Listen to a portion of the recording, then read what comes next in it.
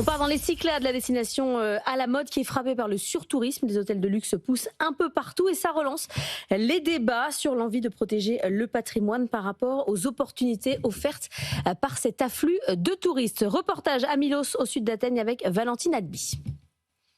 Avec ses maisons blanches, ses églises traditionnelles aux toits bleus et sa plage de la Lune, Milos incarne le rêve des touristes. Dans cette île grecque de 5000 habitants, 48 projets d'hôtels sont en cours.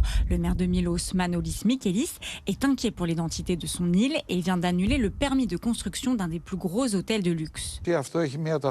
Cette île a une identité propre. Sa singularité géologique l'a rendue célèbre dans le monde entier. Nous ne voulons pas que l'identité de l'île change.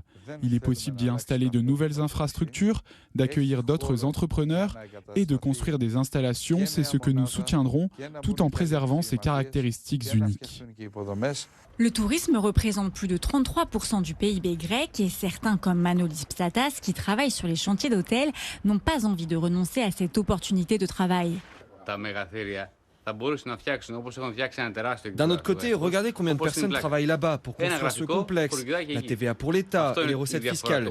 Et lorsque l'hôtel ouvrira, il rapportera encore de l'argent. Les gens auront des emplois, n'est-ce pas vrai ? Sur une île comme Milos, de 150 km², à peine plus grand que Paris, pas moins de 157 permis de construire ont été délivrés l'année dernière. Les élus des Cyclades ont donc lancé l'alerte. Face à ces critiques, les autorités grecques ont ordonné l'arrêt de la construction de certains hôtels, ce que salue ce responsable de chantier.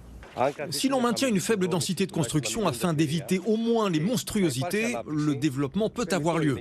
C'est normal, les habitants veulent que l'île se développe. Il faut un développement sérieux et modéré. Il n'est pas nécessaire que l'île devienne Santorin en 5 ans.